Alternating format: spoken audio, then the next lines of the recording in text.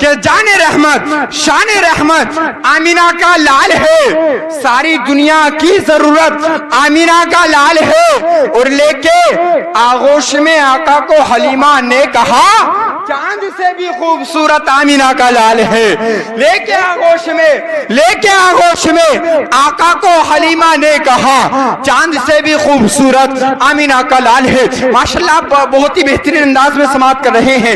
آئیے میں آپ کی سماعتوں کے حوالے اس خطیب کو پیش کر رہا ہوں جو اپنی ماں کی دعاؤں کے تحفے پورے ہندوستان کا سفر 786 کی اسپیڈ پر کر رہا ہے۔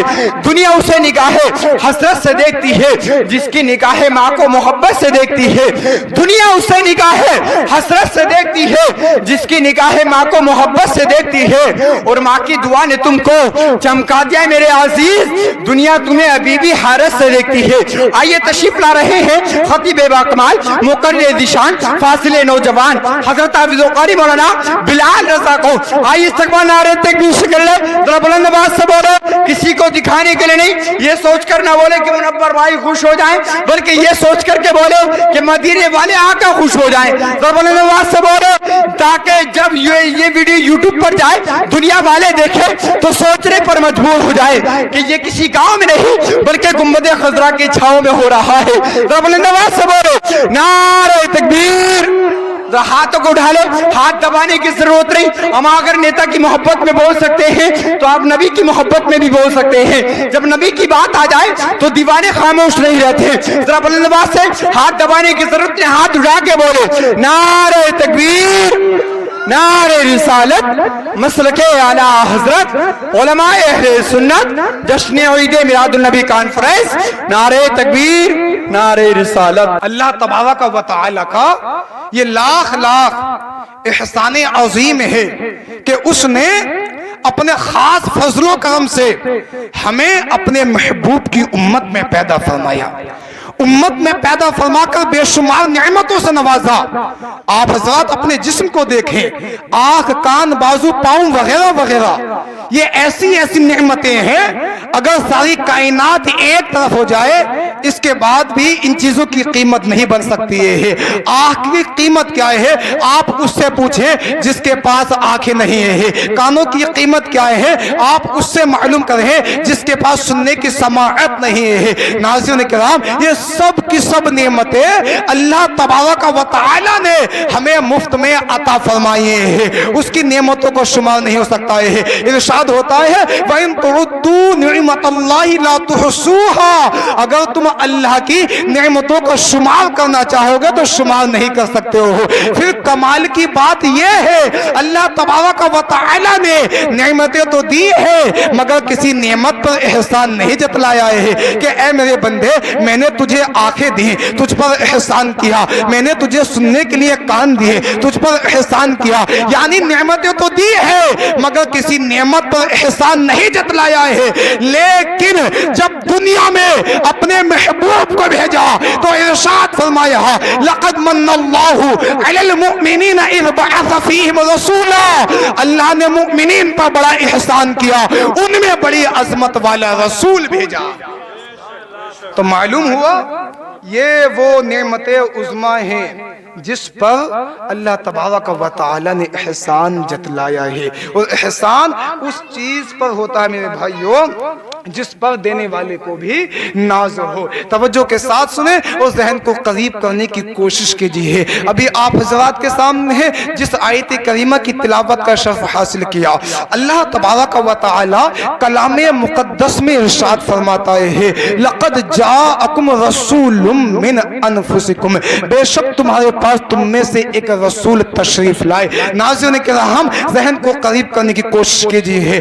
آپ حضرات بخوبی جانتے ہیں تمام دنیا میں عرب افضل، اور عرب میں قریش افضل، قریش میں بنو ہاشم افضل، بنو ہاشم میں پیارے آقا علیہ السلام پیدا ہوئے۔ میرے نبی جس مہینے میں تشریف لائے وہ مہینہ تمام مہینوں سے افضل، جو کتاب لائے وہ کتاب تمام کتابوں سے افضل، جو دین لائے आए वो दीन तमाम दीनों से अफजल, जिस जमाने में आए वो जमाना तमाम जमानों से अफजल, जिस शहर में आए वो शहर तमाम शहरों से अफजल, उनके सहाबा कायनात के तमाम लोगों से अफजल, उनके उम्मती तमाम उम्मतों से अफजल, उनका कानून कानून इलाही, उनका कलाम कलाम इलाही, उनका बोलना खुदा का बोलना, उनका कहना खुदा का कहना। इसीलिए तो कहा बा खुदा खुदा का यही है दर, नहीं और कोई मफल मकर जो वहां से हो, यही आके हो जो यहाँ नहीं तो वहां नहीं। नाज़रीन इकराम, अगर अल्लाह तबारक व तआला को राजी करना चाहते हो, अगर ये चाहते हो अल्लाह रब्बुल इज्जत राजी हो जाए, तो पहले मुस्तफा को राजी करना पड़ेगा। जब आमना के लाल को खुश कर लोगे, जब आमना के लाल को राजी कर लोगे, तो अल्लाह भी राजी हो जाएगा। इसीलिए तो कहने वाले ने कहा था खुदा की रजा चाहते हैं तो आलम, खुदा चाहता है रजाए मोहम्मद।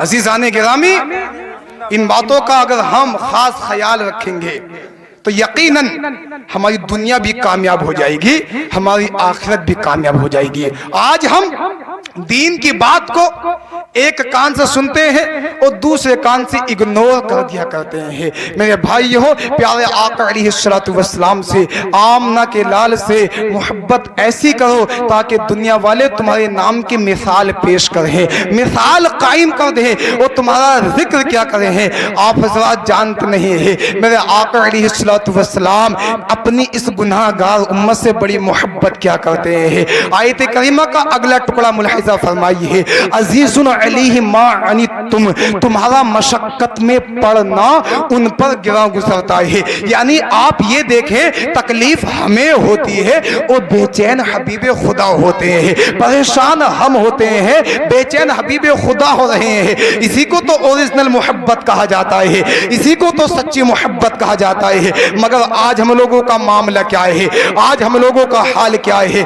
आज हम लोग उन लोगों के कल्चर को अपने अंदर दाखिल कर रहे हैं जिनकी दुनिया भी खराब है, जिनकी आखिरत भी खराब है। आज हम उन लोगों को फॉलो कर रहे हैं जिनको ना हराम का पता है ना हलाल का पता है। आज हम लोगों ने उन लोगों को अपना आइडियल बना रखा है जिनकी दुनिया भी खराब है, जो अपनी बहन बेटियों के सामने बरहना घूमते हैं। अजीजानी मिल्लत इस्लाम, यहाँ आज हमने शरीयत का मजाक बना रखा है, मजहब इस्लाम की धज्जियां आज हम उड़ाने पे लगे हुए हैं। आप जानते नहीं है, मेरे आका ने बड़ी मेहनतें की है इस दीन को आगे बढ़ाने में। मेरे आका ने बड़ी तकलीफों का सामना किया है। कहने वाले ने तो यूं कहा था, इस्लाम मोहम्मद ने दुनिया में फैलाया है, तौहीद इलाही से जुल्मत को मिटाया है, और कहा आबाद खुदा रखे इस्लाम के गुलशन को, ये बाग मोहम्मद ने मेहनत से रखाया है। और आगे कहा महशर में उसे आका कमली में छुपाएंगे जिसने भी नमाजों में दिल अपना लगाया है।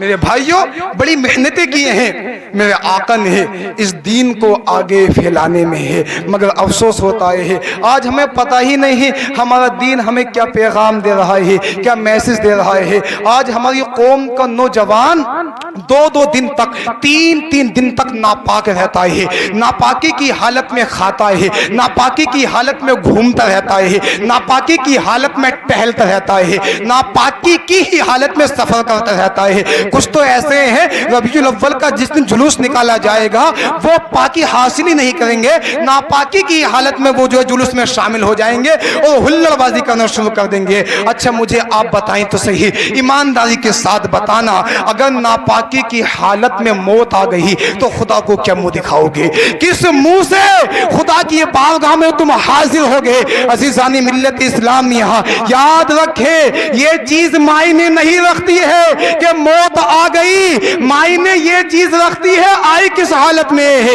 ये तो आप भी जानते हैं, मैं भी जानता हूं, मौत तो सबको आनी है। किसी भी धर्म से ताल्लुक रखने वाला बंदा है, अगर आप उससे मौत के ताल्लुक से मालूम करेंगे तो वो यही कहेगा हर चीज में तो समझौता हो सकता है, कंप्रोमाइज हो सकता है, मगर मौत के मामले में नहीं हो सकता है। अच्छा अगर कोई मौत का इनकार करे तो क्या उसको मौत नहीं आ सकती है, उसको भी तो आ सकती है। तो याद रखे ये चीज मायने नहीं रखती है, मौत आ गई, मायने ये चीज रखती है आई किस हालत में है, पाकी की हालत में आई है या नापाकी की हालत में आई है। जिस वक्त मौत का फरिश्ता आया था उस वक्त जबान पर कलमे तैयबा था या गानों के नगमे थे।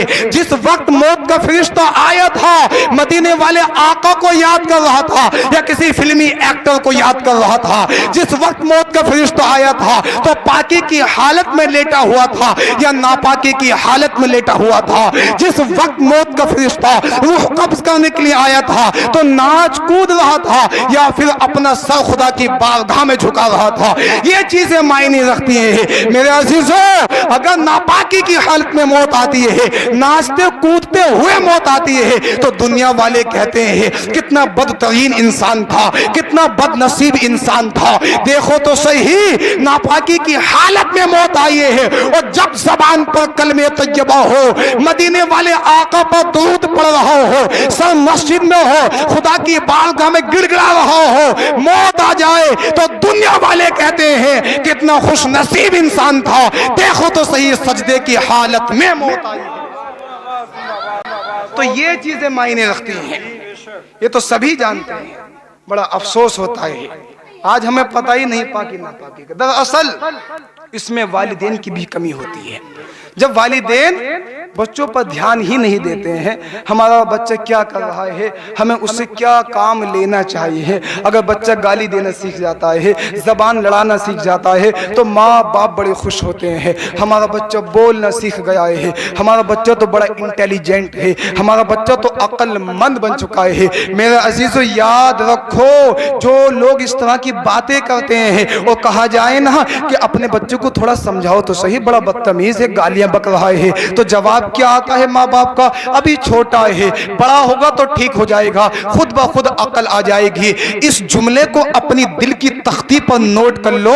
जो बातें बचपन ही में बच्चों के दिलों में पैवस्त हो जाती हैं वो बातें जवानी तक नहीं छूटा करती हैं, वो उन बातों का निकलना बहुत मुश्किल हो जाया करता है।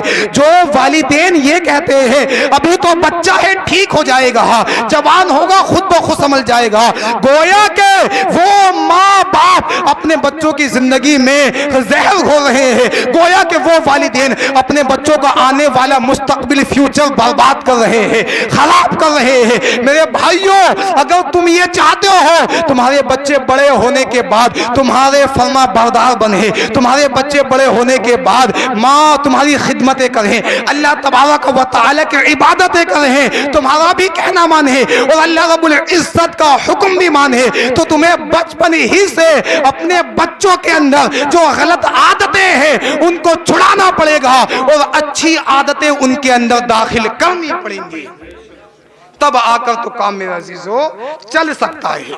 अजीजानी मिल्लत इस्लामिया, मगर यहाँ उल्टा चलता है।